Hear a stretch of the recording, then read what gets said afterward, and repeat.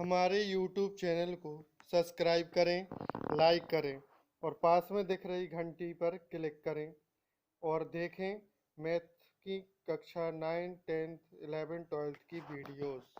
Thank you.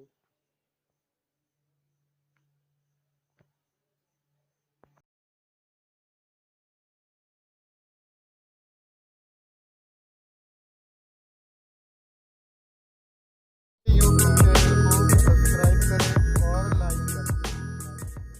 Good morning student. आज हम कक्षा 9th में गणित विषय के प्रथम अध्याय संख्या पद्धति का अध्ययन करेंगे। सर्वप्रथम संख्याओं के बारे में जानेंगे। प्राकृतिक संख्याएं हम सामान्य रूप से गिनती में 1, 2, 3, 4 डॉट डॉट डॉट इस प्रकार की संख्याओं को सम्मिलित कर लिया जाए तो इन्हें हम प्राकृतिक संख्याएं कहते हैं। जैसे 1, 2, 3, 4, 5, 6 डॉट डॉट डॉट इस प्रकार की सभी संख्या प्राकृतिक संख्या और इन्हें हम समुच्चय रूप में n बराबर ब्रैकेट के अंदर 1, 2, 3, 4, 5, 6, 7 डॉट डॉट डॉट इस प्रकार से लिख सकते हैं। अब हम जानेंगे पूर्ण संख्याओं के बारे में। यदि प्राकृतिक संख्याओं के साथ 1 के पहले 0 को भी सम्मिलित कर लिया जाए तो इस प्रकार की संख्याओं को हम पूर्ण संख्याएं कहते हैं। पूर्ण संख्याएं क्या है? 0, 1, 2, 3, 4, 5, 6 डॉट डॉट। और पूर्ण संख्याओं को हम समुच्चय रूप में W के द्वारा लिखते हैं। जैसे W 1, 2, 0, 1, 2, 3, 4, 5 डॉट डॉट। सभी प्राकृतिक संख्याएं पूर्ण संख्याएं होती हैं। केवल 0 एक ऐसी संख्या है जो प्राकृतिक संख्याओं में नहीं आती है। और पूर्ण संख्याओं में यदि 0 को हटा दिया जाए तो बाकी सभी संख्याएं प्राकृतिक संख्या हैं। अब हम जानेंगे पूर्णांक के बारे में। पूर्णांक क्या होते हैं? यदि इन पूर्ण संख्याओं के आगे ऋणात्मक संख्याओं को भी सम्मिलित कर लिया जाए तो इस प्रकार जो संख्याओं का समूह प्राप्त होगा उसे हम पूर्णांक कहेंगे।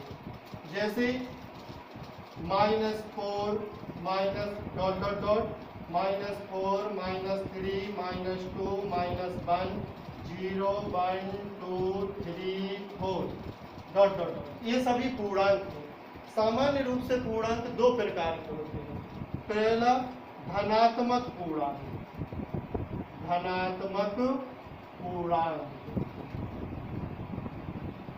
दूसरा ऋणात्मक पूर्णांक। अब देखिए हमने इन संख्याओं में जो ऋणात्मक संख्या दी हैं इन्हें हम ऋणात्मक पूर्णांक कहेंगे और जो धनात्मक संख्याएं हैं इन्हें हम क्या कहेंगे? धनात्मक पूर्णांक कहेंगे। 0 के बराबर इन संख्याओं में 0 के बाद की जो संख्या है जिनके आगे हमने कोई चिन्ह नहीं लगाया है वह संख्या है धनात्मक संख्या है। और जिन संख्या 0 के पहले वाली जो संख्या है जिनके आगे हमने ऋणात्मक चिन्ह लगाए हैं यह ऋणात्मक संख्या है। 0 प्रत्येक धनात्मक पूर्णांक से छोटा, धनात्मक पूर्णांक से छोटा और ऋणात्मक पूर्णांक से बड़ा होता है। अब हम परिमेय संख्याओं के बारे में जानेंगे। परिमेय संख्या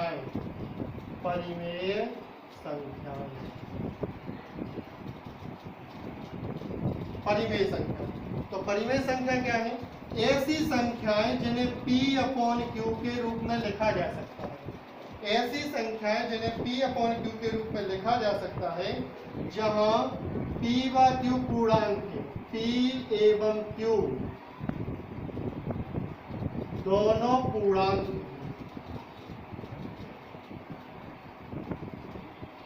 एवं Q is not equal to 0 परिमेय संख्या कहलाती है। ऐसी संख्याएं जो P/Q के रूप में लिखी जा सकती हैं जहां P एवं Q दोनों पूर्णांक हैं और Q is not equal to 0 अर्थात Q की जो वैल्यू है या हर की जो वैल्यू है वह शून्य ना हो, तो ऐसी संख्याओं को हम परिमेय संख्याएं कहते हैं। जैसे 1/2, 2/3, -4/7, -6/3, 7/3 इत्यादि। प्रत्येक प्राकृतिक संख्या एक परिमेय संख्या है। 0 भी एक परिमेय संख्या है। प्रत्येक पूर्णांक परिमेय संख्या और प्रत्येक भिन्न एक परिमेय संख्या है। और परिमेय संख्याओं के हम दशमलव प्रकार को दो भागों में बांटते हैं, शांत दशमलव संख्याएं और अशांत दशमलव संख्याएं। अब हम पढ़ेंगे शांत दशमलव प्रसार के बारे में। शांत दशमलव प्रसार क्या है? जब किसी परिमेय संख्या क्या होती है जिन्हें हम P/Q के रूप में लिख सकें, P/Q। तो जब हम किसी परिमेय संख्या को भाग विधि से दशमलव में बदलने के लिए अंश में हर से भाग देने पर कुछ चरणों के बाद शेषफल शून्य प्राप्त होता है, तो वह शांत दशमलव संख्या कहलाती है। जैसे 1/2 है, तो इसमें क्या करेंगे हम 2 का भाग जब 1 में लगाते हैं तो सबसे पहले दशमलव लगाएंगे, दशमलव के बाद हम 0 बनाएंगे, 2 से डिवाइड करेंगे 10 को तो 5 बार पूरा डिवाइड हो जाएगा और हमारा जो शेषफल है वो क्या हो जाएगा? शून्य प्राप्त होगा। तो इस प्रकार की संख्या क्या कहलाती है? शांत दशमलव संख्याएं कहलाती हैं। आगे 3/2, 2 से 3 को डिवाइड करने पर 1.5 प्राप्त होता है, इसके बाद शेषफल शून्य। इसी प्रकार बनवाइए, 0.125 आदि प्राप्त होगा और इसमें भी शेषफल शून्य बचेगा। अब हम अशांत दशमलव प्रसार का अध्ययन करेंगे। अशांत दशमलव प्रसार। तो जैसे हमने शांत दशमलव प्रसार की परिभाषा लिखी हुई है, उसी प्रकार हम अशांत दशमलव प्रसार की परिभाषा भी लिख सकते हैं। क्या लिखेंगे? जब किसी परिमेय संख्या को भाग विधि से दशमलव में बदलने के लिए अंश में हर से भाग देने पर शेषफल कभी शून्य प्राप्त ना हो, जबकि शेषफल में निरंतर संख्या प्राप्त होती है, तो इस प्रकार के प्रसार को हम अशांत दशमलव प्रसार कहते हैं। जैसे यदि हम 3/11, 3 में 11 से डिवाइड करने पर हमें प्रत्येक चरण में 0.2727 इस प्रकार से प्राप्त होता रहेगा। तो इसे हम सामान्य रूप में 0.27 के ऊपर बार द्वारा निरूपित करेंगे। इसी प्रकार की अन्य संख्या जैसे 1/3, 3 से 1 को डिवाइड करने पर हमें दशमलव के बाद लगातार 3 प्राप्त होते रहेंगे, तो इन्हें हम सामान्य रूप से 0.3 के ऊपर बार के रूप में निरूपित करेंगे। आवर्ती परिमेय संख्याएं भी कहते हैं, अशांत आवर्ती परिमेय संख्याएं भी कहा जाता है, और यह शांत आवर्ती परिमेय संख्याएं हैं। अपरिमेय संख्या क्या है? वे संख्याएं जिन्हें हम P/Q के रूप में नहीं लिख सकते। अभी परिमेय संख्याओं में हमने पढ़ा कि जिन संख्याओं को P/Q के रूप में लिखा जा सकता है, जहां P व Q पूर्णांक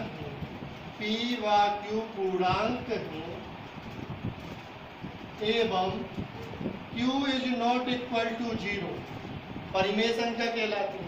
लेकिन यहाँ क्या है? वे संख्या जो P/Q के रूप में नहीं लिखी जा सकती, वे संख्याएं जो P/Q के रूप में नहीं लिखी जा सकती, जहां P और Q पूर्णांक है एवं Q is not equal to 0, अपरिमेय संख्याएं कहलाती हैं। अपरिमेय संख्या एक बार फिर से रिपीट करेंगे। वे संख्याएं जिन्हें P/Q के रूप में नहीं लिखा जा सकता, P/Q के रूप में नहीं लिखा जा सकता, जहाँ P व Q पूर्णांक है एवं Q is not equal to 0, अपरिमेय संख्याएं कहलाती हैं। जैसे pi, √2, √3, root 5 dot dot dot. इस प्रकार की संख्या है अपरिमेय संख्या। अपरिमेय संख्याओं का दशमलव के साथ अशांत और अनावर्ती होता है। मतलब यदि हम इनके वर्गमूल रूप में या इनका वर्गमूल निकालें तो यह किस प्रकार की अशांत संख्या प्राप्त होगी। मतलब इनके जो वैल्यू है वह हमेशा आगे की ओर बढ़ती जाएगी। इनमें शेषफल कभी भी शून्य प्राप्त नहीं होता है। अब हम 0.3 को P/Q के रूप में बदलेंगे। एक उदाहरण द्वारा हम 0.3 बार को P/Q के रूप में बदलेंगे। तो इसके लिए ये सबसे पहले हम क्या करते हैं, इसे x के बराबर मान लेते हैं। हल माना x बराबर 0.3 बार। अभी यार हमने देखा बार को हम किस प्रकार लिख रहे थे। इस प्रकार की संख्याओं जो लगातार रिपीट हो रही थी उन्हें हम बार के रूप में लिख दे रहे थे। तो हम इसे इस प्रकार से लिख सकते हैं। Equation number 1। अब हमने देखा बार पे केवल एक संख्या थी, तो हम क्या करेंगे, इसमें 1 के बाद एक 0 वाली संख्या मतलब 10 से दोनों पक्षों में गुणा करेंगे। दोनों पक्षों में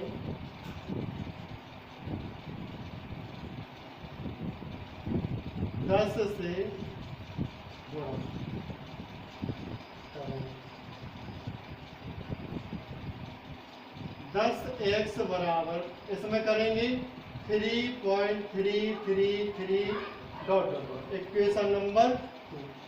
अब हम क्या करेंगे, समीकरण 1 में से समीकरण 2 में से समीकरण 1 को घटाने पर तो क्या हो जाएगा, 10x माइनस x बराबर 3.333 dot dot dot minus 0.333 dot dot dot. अब हम घटा देंगे तो 10x में एक x माइनस करेंगे तो कितने बचेंगे, 9x इक्वल टू इधर माइनस करेंगे 0 3 और दशमलव की संख्या सेम है तो 3 में से 0 माइनस करेंगे 3 और पॉइंट वाली संख्या माइनस होगी तो 0। तो x इक्वल टू आएगा 3/9। 3 से 9 को डिवाइड तो कितना आ जाएगा 1/3। तो इस प्रकार हमें x की वैल्यू 1/3 प्राप्त हुई।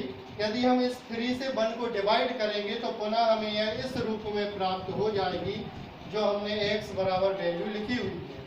और इन्हें हम x बराबर 0.3 के ऊपर बार के रूप में भी लिख सकते हैं। तो हमने 0.3 बार को P/Q के रूप में व्यक्त कर लिया है। यहाँ पर हमारी P की वैल्यू 1 और Q की वैल्यू 3 है।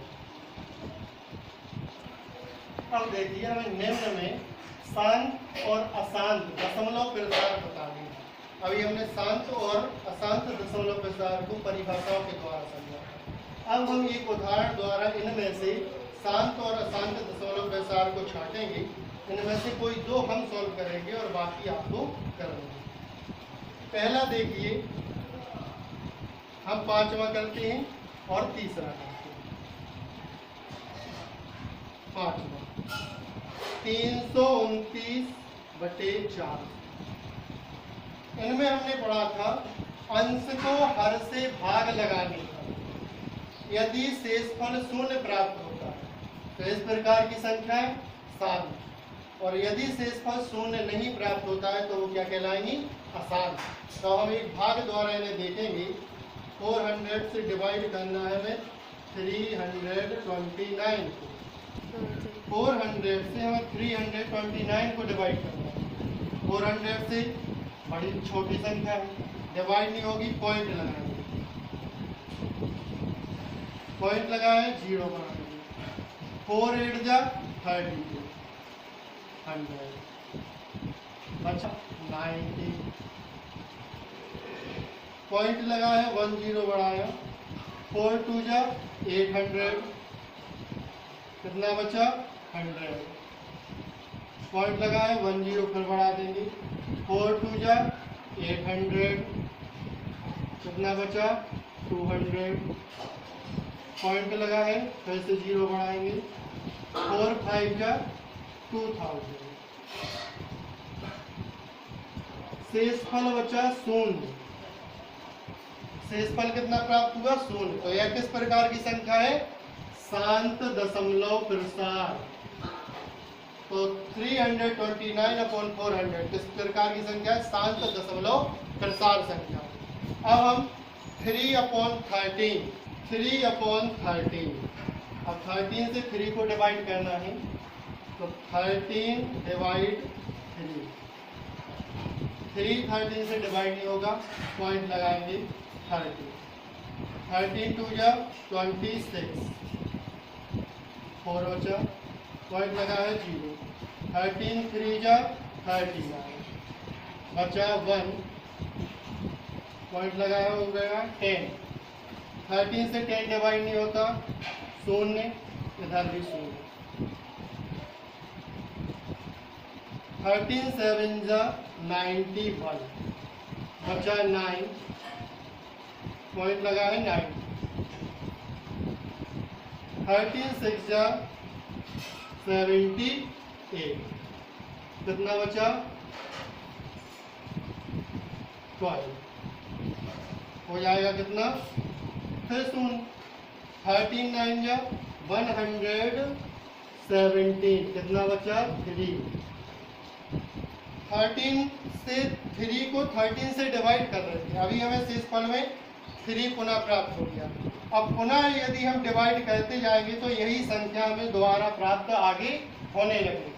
तो इस प्रकार इसे हम क्या लिख सकते हैं, 0.2307691 मतलब 9 के बाद पुनः यही संख्या द्वारा रिपीट होने लगेगी।